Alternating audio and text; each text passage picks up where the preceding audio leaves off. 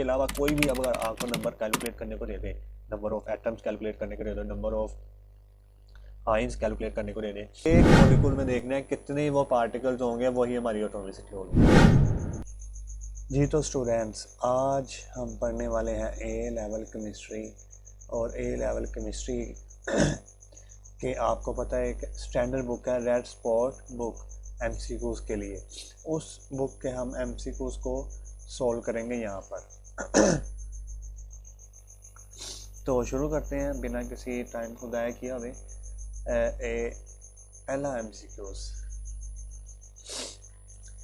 The relative atomic mass of boron. Boron का जो relative atomic मास है विच कंसिस्ट, अच्छा पहले उसने ये बता दिया बोरॉन के कितने आइसोटोप हैं, which consist of isotopes B10 and B11। उसका रिलेटिव एटॉमिक मास है 10.8। What is the percentage of B11 in the isotopic mixture. अब ये जो मिक्सचर है बोरॉन का, इसमें B11 जो आइसोटोप है उसकी परसेंटेज हमने बतानी है। तो इसके लिए आपको ना सबसे पहले रिलेटिव एटॉमिक मास का फॉर्मूला पता होना चाहिए। तो रिलेटिव एटॉमिक मास का जो फॉर्मूला है ना, वो है relative atomic mass is equal to mass of first isotope. First isotope का मास, उस फर्स्ट आइसोटोप के मास को जो हमने मल्टीप्लाई करना है relative abundance of first isotope से। ठीक है, पहले मास ऑफ फर्स्ट आइसोटोप को मल्टीप्लाई करना है relative abundance of first isotope से, फिर उसको प्लस कर देना है मास ऑफ सेकंड आइसोटोप्स और उसको मल्टीप्लाई करना है relative abundance of second isotope से। मतलब दोनों की हर आइसोटोप्स की अबंडेंस ऑफ और मास को मल्टीप्लाई करके प्लस करते जाना है और डिवाइड कर देना है 100 से। ठीक है, अब बोरॉन के केस में ये क्या बनेगा, relative atomic mass of boron is equal to mass of B10, पहले आइसोटोप का mass multiply relative abundance of B10 plus mass of second isotope B11 और relative abundance of B11 divided by 100। तो ये हमारा बोरॉन के case में बन जाएगा। अब इसको आगे सॉल्व करना शुरू करते हैं। Relative abundance of boron, relative atomic mass of boron कितना दिया है हमें क्वेश्चन में, देखें 10.8। तो हम यहाँ पे इसकी जगह पे लिख देंगे 10.8।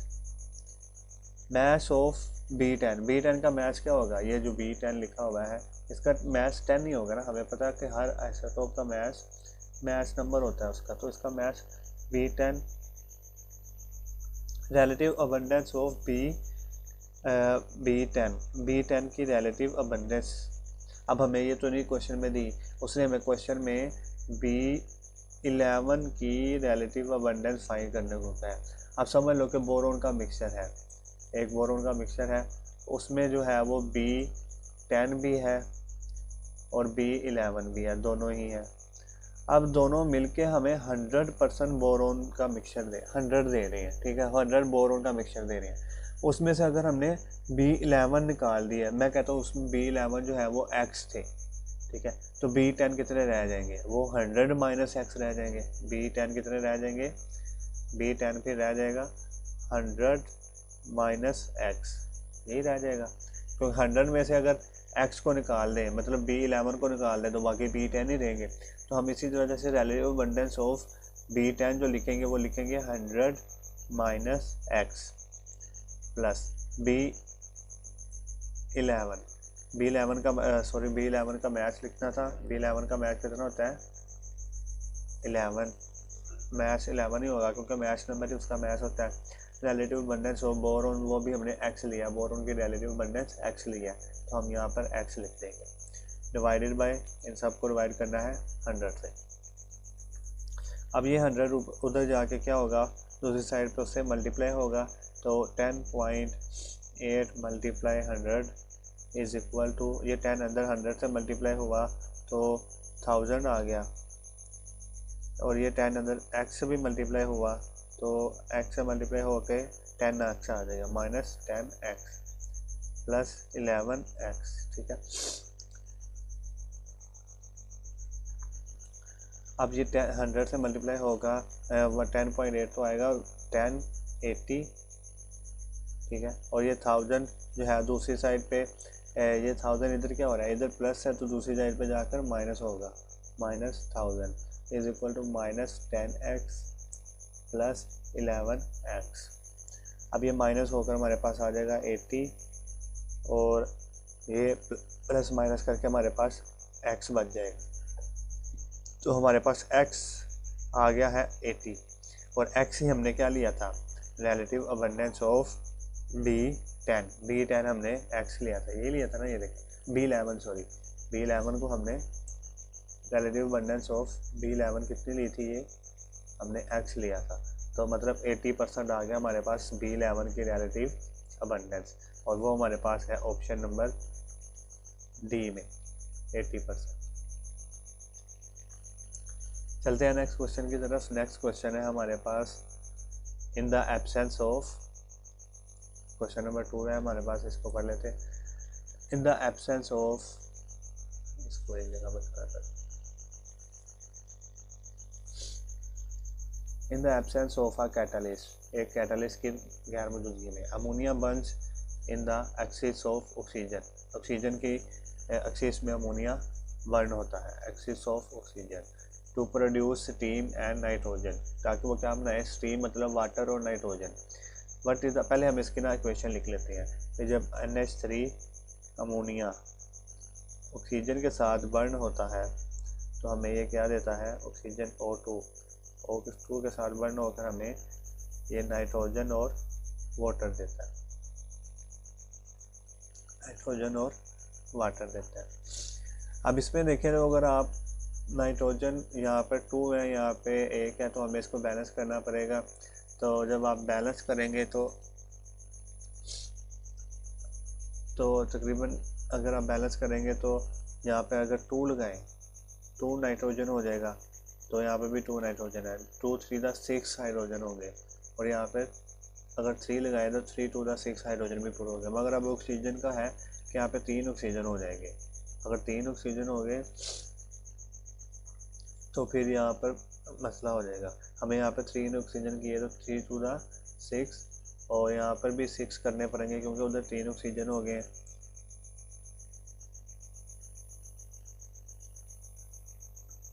मतलब यहाँ पर हमें लिखना पड़ेगा +6 वोट ताकि 6 ऑक्सीजन हो जाए। अब ये 12 हो गया तो यहाँ पर 12 करने के लिए हम इसको रेस कर देंगे और इसको अमोनिया को कर देंगे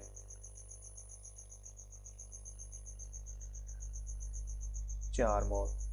ये भी 12 हो गए, 4 4 3 द 6 और इसको भी अगर हमें 2 नाइट्रोजन मोल करना तो ये हमारे पास इसकी इक्वेशन बन जाएगी। What is the volume of oxygen remaining when 60 cm³ of ammonia is burned in 100 cm³ of oxygen? अब वो कह रहा है कि ऑक्सीजन का कितना वॉल्यूम रह जाएगा जब 60 cm³ अमोनिया हम बर्न करें 100 cm³ ऑफ ऑक्सीजन में, तो कितना जो है वो वॉल्यूम रह जाएगा ऑक्सीजन का at the same temperature and pressure. अच्छा, अब हमें शुरू करना है इसको सोल्व करना। उसने हमें अमोनिया की परसेंटेज दी, अमोनिया का दिया है वॉल्यूम 60 cm³ और इसका वॉल्यूम दिया है 100 cm³ और वो पूछा ये है कि ऑक्सीजन कितनी बाकी बच जाएगी, इसका वॉल्यूम कितना बाकी बचेगा जबकि सारा अमोनिया ख़त्म हो जाए। इक्वेशंस के मुताबिक जब अमोनिया का 4 मोल है, बैलेंस केमिकल इक्वेशन के मुताबिक ऑक्सीजन के 3 मोल है, ठीक है। अब हमें पता है कि हर एक 1 मोल जो स्पीशीज होती है उसका जो वॉल्यूम होता है वो होता है मोलर वॉल्यूम के बराबर, जिसको हम Vm लिखते हैं, मोलर वॉल्यूम, और इसकी वैल्यू रूम टेम्परेचर पर होती है हमारे पास 24,000 सेंटीमीटर क्यूब, ठीक है, रूम टेम्परेचर। अब अगर ये 4 मोल है, 1 मोल की वैल्यू ये है, अगर ये 4 मोल है तो इसका 4 मोल का जो वॉल्यूम होगा वो कितना होगा, वो 4 को मल्टीप्लाई हम करेंगे 24,000 से और 3 को मल्टीप्लाई करेंगे 24,000 से, फिर हमारे पास इसका वॉल्यूम आएगा। ये बैलेंस केमिकल इक्वेशन के मुताबिक था। अब क्वेश्चन में उसे हमें दे दिया है कि ये 60 cm³ है अमोनिया, तो हम अमोनिया को लिखते हैं ये 60 cm³ है और ये उसने दे दिया 100 cm³ है, ठीक है, 100 cm³ है। नहीं सॉरी, ये तो हमें फाइंड करना है ना, ऑक्सीजन का तो हमें फाइंड करना है कि ऑक्सीजन कितनी यूज़ होगी। अगर हमारे पास अमोनिया 60 सेंटीमीटर क्यूब है तो ऑक्सीजन कितनी यूज़ होगी, इसको एक्स को फाइंड करना है। तो एक्स को फाइंड करना है तो इसको हम क्रॉस मल्टीप्लाई करवा देंगे। क्रॉस मल्टीप्लाई करवाएंगे तो एक्स को ये जो 60 है वो उधर 3 इंटू 24,000 इससे मल्टीप्लाई होगा, और ये वाला जो 4 और 24,000 ये नीचे आके डिवाइड हो जाएगा, ये आपस में कैंसिल हो गए। और इसके बाद फिर 2 2 दा 4, 2 3 दा 6, और ये 3 और 3 आपस में मल्टीप्लाई हो गए तो 90 डिवाइडेड बाई ये 2, 90 डिवाइडेड बाई 2 कितना होता है 45 सेंटीमीटर क्यूब हमारे पास। मतलब यहाँ पर जो एक्स हमने लिया था वो कितना आया है 45 सेंटीमीटर क्यूब हमें ये यूज़ होगा एक्स। मतलब ऑक्सीजन जो है वो कितनी लगेगी हमारे पास 45 सेंटीमीटर क्यूब लगेगी। अब बाकी कितनी बच जाएगी वो बताना है हमने। अब 45 सेंटीमीटर क्यूब टोटल हमारे पास थी 100, टोटल हमारे पास थी 100 में से हमने माइनस कर दी 45 जो कि लग गई है, बाकी कितनी बच गई है 55 सेंटीमीटर क्यूब। तो what is the volume remaining of oxygen 55 centimetre cube. तो हमारे पास आंसर है 55 सेंटीमीटर क्यूब, डी वाली ऑप्शन में। चलते हैं क्वेश्चन नंबर 3 की तरफ। For the complete combustion of 1 mole of For the complete combustion of 1 mole of an organic compound requires 3 mole of oxygen. What will be the formula of the compound? मतलब हमने वो compound ढूंढना है जिसके combustion के लिए 3 मोल oxygen लगे, इससे ज़्यादा ना लगे। पहली ऑप्शन है CH3CHO, CH3, इसको एक मिनट, CH3CHO, ये पहली ऑप्शन है, ठीक है।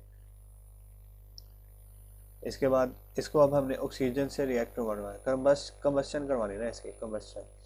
तो कंबस्शन में हमें पता है कि हमारे पास कार्बन डाइऑक्साइड और वाटर, ये दो चीज़ें निकलती हैं। अब कंबस्शन में ये बैलेंस इक्वेशन करना बहुत ज़रूरी है, ठीक है। बैलेंस कैसे करेंगे आप, यहाँ पे देखिए कार्बन कितने हैं 1 2 कार्बन, तो यहाँ पे 2 ही कार्बन डाइऑक्साइड में आने चाहिए, ठीक है। अब देखिए कार्बन और हाइड्रोजन कितने हैं 3 और 1 2, 3 और 1 4, तो यहाँ पे अगर 2 लगा दूँ तो 2 2 दा 4, हाइड्रोजन भी बैलेंस हो जाएंगे, ठीक है। अब ऑक्सीजन देखिए कितनी लगेगी 2 2 दा 4 ये ऑक्सीजन है, और 2 ये है, 4 और 2 6, तो अगर मैं यहाँ पे लगा दूँ 3 तो 3 2 दा 6, ये भी बैलेंस होगी। मतलब ए ऑप्शन जो है वो नहीं, सॉरी, अगर यहाँ पे 6 ऑक्सीजन है, अगर यहाँ पर 6 ऑक्सीजन है तो यहाँ पर देखिए क्वेश्चन में भी इस फॉर्मूला में भी तो 1 ऑक्सीजन है ना, इस फॉर्मूला में अगर 1 ऑक्सीजन है तो यहाँ पर हमें इस ऑक्सीजन को कितना करना है 5, तो हम यहाँ पर लिख सकते हैं 5/2। 5/2 कितना होता है 2.5, और 2.5 को अगर 2 से मल्टीप्लाई करें तो 5 होता है। 5 और 1 ये ऑक्सीजन, 5 ये वाली ऑक्सीजन जो होगी और 1 ये वाली होगी, दोनों मिलकर हमें कितनी देनी है 6 ऑक्सीजन के एटम। तो ये इसके लिए हमें ऑक्सीजन लगेगी 5/2 मोल। बी वाली ऑप्शन देखते हैं, बी वाली ऑप्शन में है CH3CH2OH। अब जब ये ऑक्सीजन के साथ कंबस्ट करेगी तो हमें वही कोई भी ऑर्गेनिक कंपाउंड कंबस्ट करे वो कार्बन डाइऑक्साइड और वाटर ही देगा। मगर हम देख रहे हैं कितने मोल, CH3 है ये।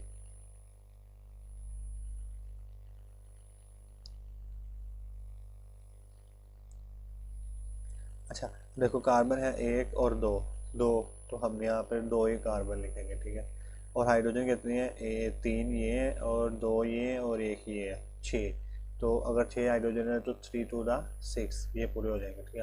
अब ऑक्सीजन कितने हो गए 2 2 दा 4 और 3, 4 और 3 7, और 1 ऑक्सीजन यहाँ पर है, तो यहाँ पर हमें कितने करने हैं 3 और 6, तो 6 करने के लिए हमें यहाँ पर 3 लगाना पड़ेगा, 3 2 दा 6। मतलब यहाँ पर हमारे पास ऑक्सीजन कितने मोल यूज़ हो रही है 3 मोल, और यहाँ पर कितने मोल यूज़ हो रही थी 5/2 मोल। तो यहाँ पर 3 मोल किस ऑप्शन में है, बी वाली ऑप्शन में। तो हमारा आंसर बी वाला ठीक हो जाएगा कि इस कंपाउंड को कंबस्ट करने के लिए हमें 3 मोल ऑक्सीजन चाहिए। ठीक है, अगर आप आगे वाली ऑप्शंस को भी देखें तो उसमें ये आपको नहीं मिलेगा। वैसे भी अगर करके देखते हैं, एक ऑप्शन CH3 और CH3, इसको अगर ऑक्सीजन से रिएक्ट करवाएं, कंबशन करवाएं इसकी, तो कार्बन डाइऑक्साइड और वाटर ही बनेंगे। अब कार्बन डाइऑक्साइड कितने हैं, क्योंकि यहाँ पे 2 कार्बन है, तो 2 कार्बन की वजह से यहाँ पे भी 2 ही कार्बन बनेंगे। और अगर यहाँ पर 3 और 3 6 ऑक्सीजन है, तो यहाँ पर भी 3 to the 6 हाइड्रोजन है, तो यहाँ पे भी 6 हाइड्रोजन ही बनेंगे।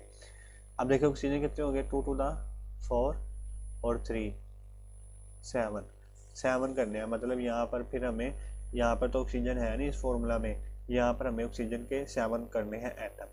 तो 7 ओवर, अगर मैं लिखूँ 7/2 क्या होता है, 3.5। 3.5 को अगर मैं 2 से मल्टीप्लाई करूँ तो वो क्या आ जाएगा, 7 ही आ जाएगा। मतलब इसके लिए जो हमें, इस कंपाउंड के लिए जो ऑक्सीजन के मोल्स यूज़ हो रहे हैं वो कितने हो रहे हैं, 7/2। और हमें तो 3 ऑक्सीजन के मोल जिसमें यूज़ हो रहे थे वो ढूंढना था, और वो हमें कहाँ पे मिले हैं, इस वाले कंपाउंड में, बी वाली ऑप्शन में। तो बी ही हमारा आंसर होगा। चलते हैं क्वेश्चन नंबर 4 की तरफ। क्वेश्चन नंबर 4 है use the data booklet relevant to this question. मतलब इस क्वेश्चन के लिए डाटा एक चाहिए होगा, वो उसने कहा वो यूज कर लें आप। What is the number of molecules in 500 centimetre cube of oxygen under room temperature. Room temperature पर 500 सेंटीमीटर क्यूब ऑक्सीजन है, उसके नंबर ऑफ मॉलिक्यूल्स निकालें। सबसे पहले तो आपको नंबर ऑफ मॉलिक्यूल्स का फॉर्मूला पता होना चाहिए। नंबर ऑफ मॉलिक्यूल्स,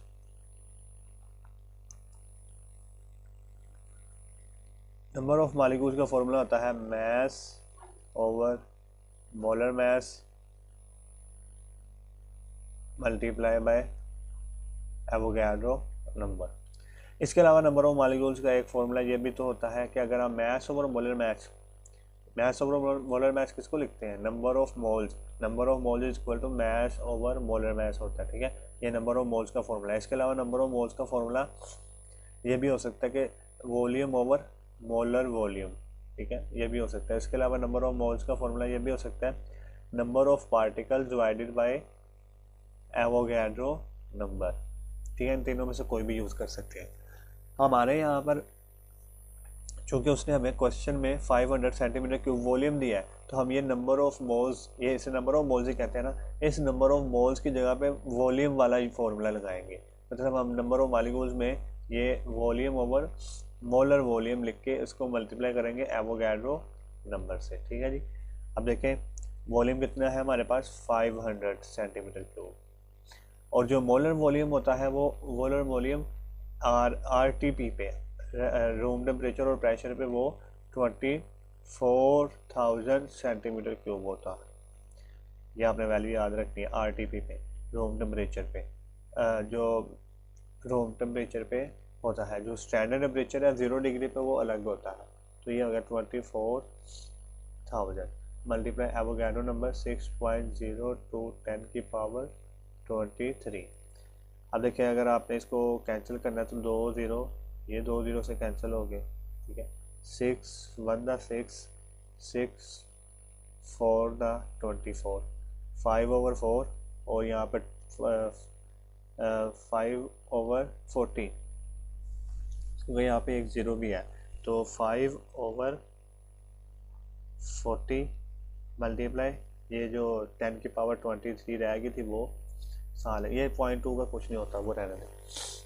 अब 5/40 को अगर डिवाइड करें, 5 को अंदर रख के 40 को बाहर रख के, तो पॉइंट छोटी रकम है 5, तो पॉइंट लेके 0 पॉइंट, अब ये 1 से होगा तो 0.41 था, 40 लिख दिया। अब 10 बाकी बच गया, फिर एक 0 लेंगे, 0.80 आ गया। 80 में से 2 गए, फिर 0 लिया, तो 5 के साथ ये पूरा कैंसिल हो जाएगा। 0.125, तो 0.125 10 की पावर 23, ये हमारे पास आंसर आएगा। अब हमें अगर ये पॉइंट को आगे मूव करना है थोड़ा सा, तो थोड़ा सा आगे मूव करने मतलब एक डिजिट आगे मूव करने से क्या होगा, जो ये वाली रकम है वो माइनस में चले जाएगी, मतलब एक जो है वो कम हो जाएगा। तो 1.25 अगर हमें लिखना है तो यहाँ पर 10 की पावर 23 10 की पावर 22 हो जाएगा। 1.25 10 की पावर 22 हमारे पास आंसर आ जाएगा। तो यहाँ पर देखें कहाँ पर आंसर, ये ए ऑप्शन में 1.25 10 की पावर 22। अब चलते हैं क्वेश्चन नंबर 5 की तरफ, और क्वेश्चन नंबर 5 भी इसी तरह का ही एक सवाल है जिसमें उसने कहा क्या है, ले मैं इसको रीड कर दूँ। चलो, beryllium is use in the production of fast neutron. Fast neutron को अगर हमने प्रोड्यूस करना है तो हमें उसमें बेरिलियम चाहिए होता है। How many neutrons are present in 0.09 gram of beryllium. Beryllium के अंदर न्यूट्रॉन्स कितने प्रेजेंट होंगे 0.09 ग्राम। अच्छा, आप मेरी बात सुन लें, पीछे हमने अभी एक फॉर्मूला पढ़ा है नंबर ऑफ मॉलिक्यूल्स का, ये वाला फॉर्मूला। अभी आपको मैं नंबर ऑफ मॉलिक्यूल्स के अलावा एक और फॉर्मूला बताने वाला हूँ, नंबर ऑफ पार्टिकल्स। मतलब कोई भी अगर आपको नंबर ऑफ मॉलिक्यूल्स और नंबर ऑफ फॉर्मूला यूनिट्स, इसके अलावा कोई भी अगर आपको नंबर कैलकुलेट करने को दे दे, नंबर ऑफ एटम्स कैलकुलेट करने को दे दो, नंबर ऑफ आयंस कैलकुलेट करने को दे दे, या नंबर ऑफ इलेक्ट्रॉन्स कैलकुलेट करने को दे दो, तो आपको ये वाला फॉर्मूला लगाना है, नंबर ऑफ पार्टिकल्स। मतलब पार्टिकल्स से मुराद कोई भी एटम्स, आयंस, मॉलिक्यूल्स नहीं, एटम्स, आयंस और इलेक्ट्रॉन, न्यूट्रॉन, प्रोटॉन, कोई भी नंबर ऑफ पार्टिकल आपने निकालने हैं, तो आपने mass divided by molar mass multiply Avogadro number multiply atomicity. Atomicity क्या होती है वो मैं अभी आपको बताता हूँ।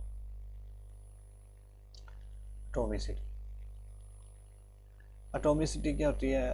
एटॉमिसिटी होती है कि अगर ये मैं वाटर का मॉलिक्यूल लेता हूँ, तो वाटर के एक मॉलिक्यूल में कितने एटम है?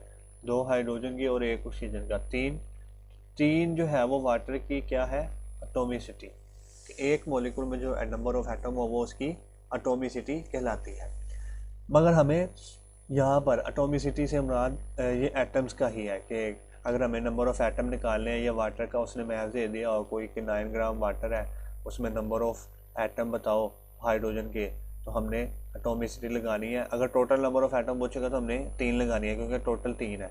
और अगर सिर्फ हाइड्रोजन के एटम का पूछेगा, number of hydrogen atom find करें, तो फिर हमें एटॉमिसिटी 2 लगानी है, क्योंकि एक मॉलिक्यूल में एटॉमिसिटी एटम हाइड्रोजन के 2 है। अगर ऑक्सीजन का पूछेगा तो फिर एटॉमिसिटी हमें 1 लगानी है, क्योंकि एक मॉलिक्यूल में ऑक्सीजन 1 है। मगर अगर हमें वो पूछ ले कि ये जो वाटर है इसमें कोवलेंट बॉन्ड कितने हैं, क्या है इसमें कोवलेंट बॉन्ड कितने हैं, हमें वो कहे 9 ग्राम वाटर है, उसमें covalent bond, number of covalent bond निकालो, तो हमें फिर ये वाटर में देखना है कि एक मॉलिक्यूल में कितने कोवलेंट बॉन्ड है। तो एक मॉलिक्यूल में अगर आप देखें तो 2 कोवलेंट बॉन्ड है, तो फिर एटॉमिसिटी आ जाएगी 2। ठीक है, आपने जो भी नंबर ऑफ पार्टिकल निकालने हो उसको एक मॉलिक्यूल या फिर एक एटम में देख लेना है कि वो कितने उसके पार्टिकल होते हैं, फिर उसको यहाँ पर इससे मल्टीप्लाई करवा देना एटॉमिसिटी की जगह पे। जिस तरह बेरिलियम वाले के केस में यहाँ पर देखें, how many neutrons are present in 0.09 gram, तो हम देखते हैं कि बेरिलियम में न्यूट्रॉन कितने होते हैं।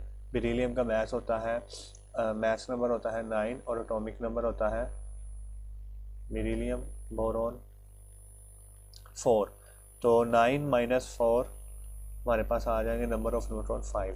तो हमें एक मॉलिक्यूल एक बेरिलियम के एटम में नंबर ऑफ न्यूट्रॉन कितने हैं 5, तो हमें यहाँ पर 5 से मल्टीप्लाई करवाना है, क्योंकि उसने नंबर ऑफ न्यूट्रॉन पूछे हैं। ठीक है जी, इस तरह आपने सॉल्व करना है। अब चलते हैं मैथ्स, उसने कितना दिया हमें 0.09 ग्राम, तो हम मैथ्स लिख देंगे 0.09। मोलर मास बेरिलियम का होता है 9 ग्राम।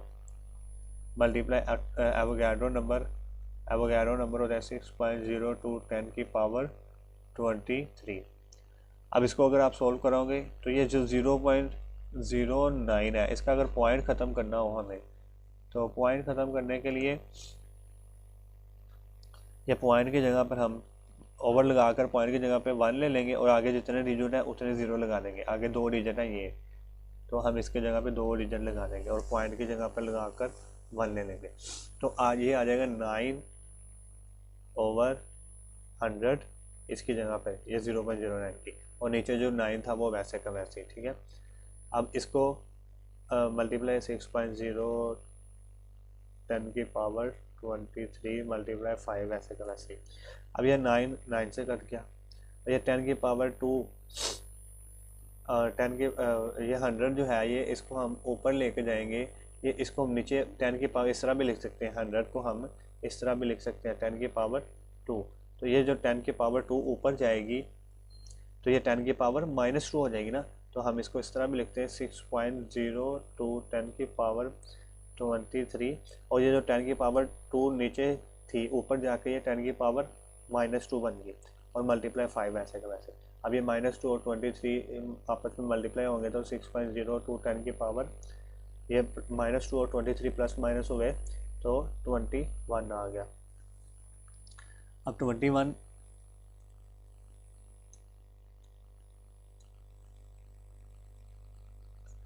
मल्टीप्लाई 5। अब ये जो 5 है इसको हमने अगर मल्टीप्लाई करवाया इस 6 से, 5 को इस 6 से मल्टीप्लाई करवाया तो हमारे पास आता है 5 6 30, और 30 मल्टीप्लाई 10 की पावर 21। ओह सॉरी सारा सवाल गलत हो गया, इसको दोबारा से करना पड़ेगा।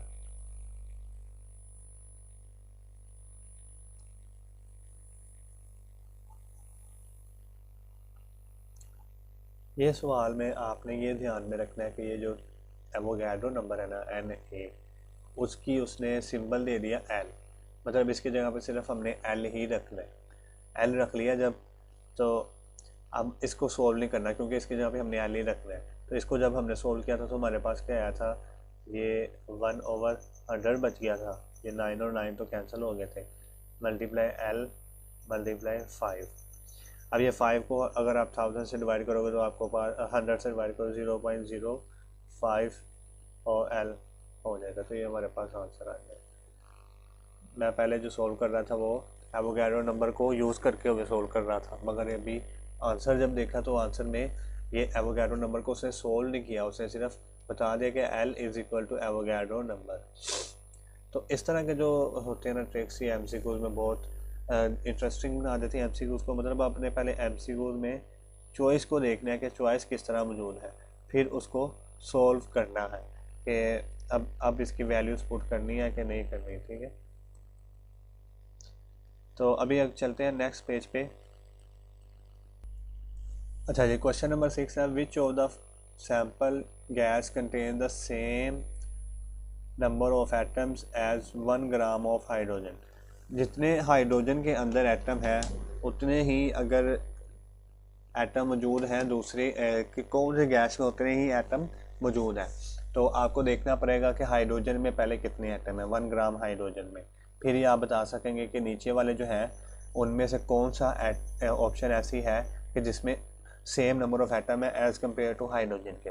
तो पहले आपको मैंने पीछे ही बताया नंबर ऑफ पार्टिकल्स का फॉर्मूला जो है वही नंबर ऑफ एटम्स के फॉर्मूला में लगेगा। तो number of atoms is equal to mass over molar mass multiply Avogadro number multiply atomicity. अब देखें हाइड्रोजन के केस में मास उसने दे दिया है 1 ग्राम, मास 1 ग्राम। मोलर मास हाइड्रोजन का होता है 2, उसने दिया भी हुआ है मोलर मास यहाँ पे 2, multiply Avogadro number multiply atomicity. Hydrogen gas का आपको पता है H2 होता है, तो इसमें एटॉमिसिटी कितनी है 2, 2 हाइड्रोजन गैस, 2 और 2 कैंसिल हो गए तो हमारे पास आंसर आ गया Na, 1 Na इसका एवोगाड्रो नंबर है, इसका हाइड्रोजन का आया हमारे पास। अब है हम ए ऑप्शन को देखते हैं। ए में है 22 ग्राम कार्बन डाइऑक्साइड। तो कार्बन डाइऑक्साइड का मैच कितना दिया है 22, मोलर मैच कार्बन डाइऑक्साइड का उसने दिया हुआ है 44 होता है। 22 divided by 44 multiply Avogadro number multiply by 3। क्योंकि 3 क्यों? क्योंकि एटॉमिसिटी 3 है ना, कार्बन में एक तो कार्बन का 2 ऑक्सीजन के 3 एटॉमिसिटी है इसकी। ये 1 और 2 और ये आंसर आ जाएगा हमारे पास 3 1 3, तो 3/2 Na। तो इसकी और हाइड्रोजन की तो नंबर ऑफ एटम्स मैच नहीं कर रहे हैं, मतलब ये ऑप्शन नहीं हो सकती। हमें वो ऑप्शन ढूंढनी है जिसमें इन दोनों जिसमें हाइड्रोजन से नंबर ऑफ एटम मैच करें। तो बी ऑप्शन में है 8 ग्राम मीथेन। मीथेन क्या होता है CH4। इसमें क्या 8 ग्राम मीथेन में 8 ओवर मीथेन का मोलर मास होता है 16, उसने दिया भी होगा।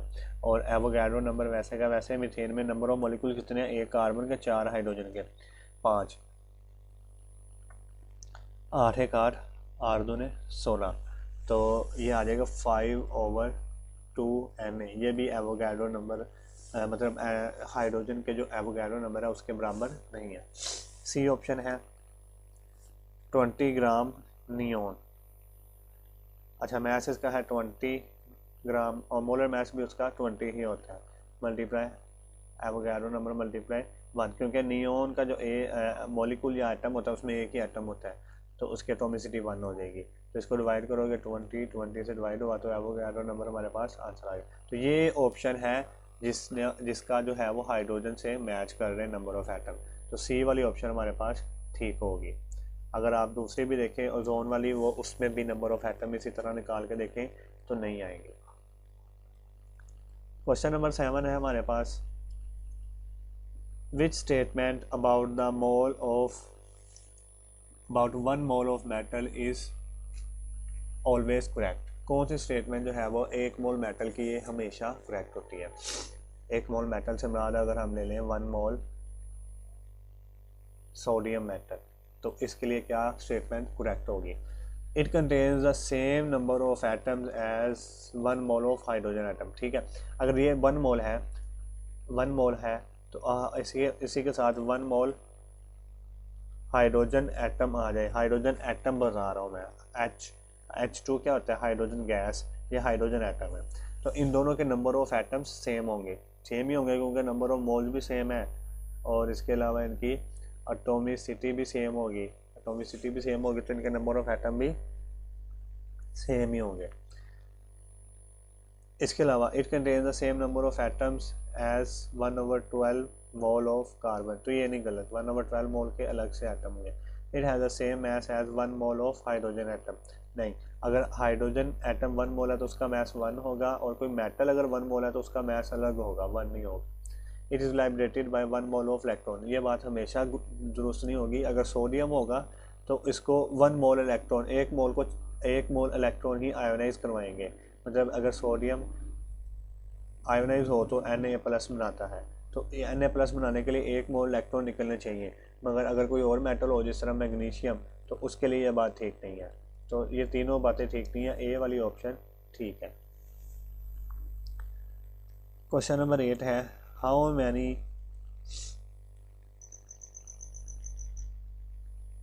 Many atoms of carbon are present in 18 gram glucose. तो वही नंबर ऑफ एटम्स वाला फॉर्मूला लगाएं, number of atoms is equal to mass over molar mass multiply Avogadro number multiply atomicity. ठीक है, अब देखो नंबर ऑफ एटम्स हमें किसके निकालने हैं, कार्बन के। इसमें ग्लूकोज के मॉलिक्यूल में कार्बन के नंबर ऑफ एटम निकालने हैं। मैस उसने दे दिया हमें 18 ग्राम, मैस 18 ग्राम। मोलर मैस कितना दे दिया है 180 ग्राम, मल्टीप्लाई एवोगाड्रो नंबर कितने दे दिए हमें पता है, एवोगाड्रो की वैल्यू 6.010 की पावर 23। और एटॉमिसिटी कितनी है कार्बन में, अगर हमें C6H12O6, इसमें हमें क्या निकालना है नंबर ऑफ कार्बन एटम। तो कार्बन के कितने एटम है एक मॉलिक्यूल में 6, तो हमें यहाँ पे 6 एटोमिसिटी, मैंने कहा है कि एक मॉलिक्यूल में देखना है कितने वो पार्टिकल्स होंगे, वही हमारी एटोमिसिटी होगी। 18 से कैंसिल हो गया, तो ये 1/10 आ गया, और 6.02 10 की पावर 23 मल्टीप्लाई 6। अब ये 6 अगर ये 6 से मल्टीप्लाई होगा तो 3.6 आ जाए, 36 आएगा ना, तो 36 10 की पावर 23, और नीचे जो है वो 10 था। अब ये 10 वो नीचे प्लस में ऊपर जाकर माइनस में होगा, तो इसको एक कम कर देगा, तो 36 10 की पावर 22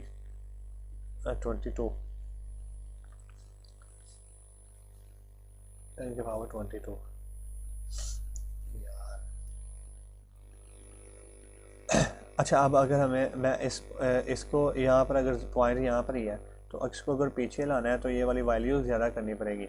अगर इसको यहाँ से आगे लेके जाए ना, अगर आगे की तरफ डिवीजन जाए तो ये वाली वैल्यू कम होती है, अगर पीछे की तरफ है तो ये वाली वैल्यू ज़्यादा होती है। तो 3.6 10 की पावर 23, तो ये हमारे पास आ जाएगा 3.6 10 की पावर 23 बी वाली ऑप्शन में।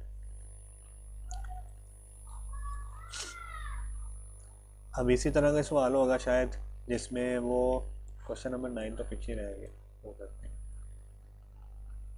8 ये है, what volume of oxygen is required for the complete combustion of, ये देखें, what volume of oxygen is required for the complete combustion of a mixture of 5 cm³ methane and 5 cm³ ethane. पहले आप देख लें कि मीथेन एक organic compound, जब ये कंबस्ट होगा तो हमें क्या देगा, कार्बन डाइऑक्साइड और वाटर। जब ये मीथेन एक कार्बन है तो यहाँ पर भी एक कार्बन ही कंबस्ट होगी, और 4 हाइड्रोजन है तो 2 to the 4, और 2 और 2 4, तो 2 मोल ऑक्सीजन इसके लिए लगेंगे। अगर हम देखें C2H4, अगर इसको लें तो ऑक्सीजन CO2 प्लस वाटर,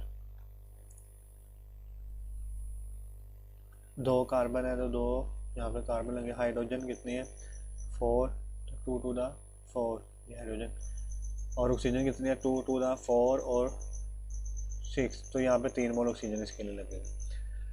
अब इसके लिए अगर हमें इस मीथेन के लिए, अगर हम मीथेन हमारे पास 1 मोल हो, तो हमारे पास जो ऑक्सीजन लग रही है वो 2 मोल लग रही है। मतलब 1 मोल से अगर कोई भी चीज़ 1 मोल हो तो उसका जो वॉल्यूम होता है वो उसके मोलर वॉल्यूम के बराबर होता है, और वो उसकी वैल्यू 24,000 cm³, अभी हमने पीछे पढ़ी है। मतलब अगर ये 1 मोल है तो इसका वॉल्यूम 24,000 cm³, और इसका 2 × 24,000 cm³ होगा। अब वो कह रहा है कि जो मीथेन है वो 5 cm³ है, मीथेन अभी 5 cm, तो अब ऑक्सीजन कितनी चाहिए होगी। अगर ये 1 मोल था तो फिर ऑक्सीजन 2 मोल, मतलब ये 1 मोल से हमारा 24,000 cm³, तो ये 2 × 24,000 cm³ लगेगा। अगर ये 5 मोल है, 5 cm³ है, तो अब ये ऑक्सीजन कितनी लगेगी, अब हमने इसको कैलकुलेट करना है। तो इसको क्रॉस मल्टीप्लाई करेंगे, इसको इससे मल्टीप्लाई करवाएंगे, इसको इससे, तो 5x इज इक्वल टू 5 × 2 × 24,000, और ये जो 24,000 दूसरी जगह पे डिवाइड हो जाएगा, ये इससे 10 कैंसिल हो जाएगा 24,000 से, तो हमारे पास 5 × 2 10 cm³, मतलब इसके लिए ऑक्सीजन कितनी चाहिए होगी 10 cm³। वो आपको पता भी चल रहा है, अगर 1 मोल ऑक्सीजन तो उससे डबल ऑक्सीजन चाहिए। अगर 5 cm³ ऑक्सीजन मीथेन है तो उसके डबल 10 cm³ ऑक्सीजन चाहिए। इसी तरह नीचे अगर आप देखें, इससे भी आपको पता चल जाएगा कि अगर 1 मोल इथेन है, ठीक है, 1 मोल सॉरी C2H4 इथीन होता है, ठीक है, 1 मोल इथीन है तो 3 मोल उसके लिए ऑक्सीजन चाहिए उसको कंबस्ट करने के लिए, मतलब ट्रिपल है। और अगर उसने क्वेश्चन में हमें दे दिया कि 5 cm³ इथेन है तो उससे ट्रिपल 15 सेंटीमीटर क्यूब हमें ऑक्सीजन चाहिए। तो 15 इसके लिए और 10 जो हमने पीछे निकाली, 15 + 10 टोटल हमें 25 सेंटीमीटर क्यूब ऑक्सीजन चाहिए। तो टोटल हमारे पास 25 सेंटीमीटर क्यूब, डी वाली ऑप्शन है।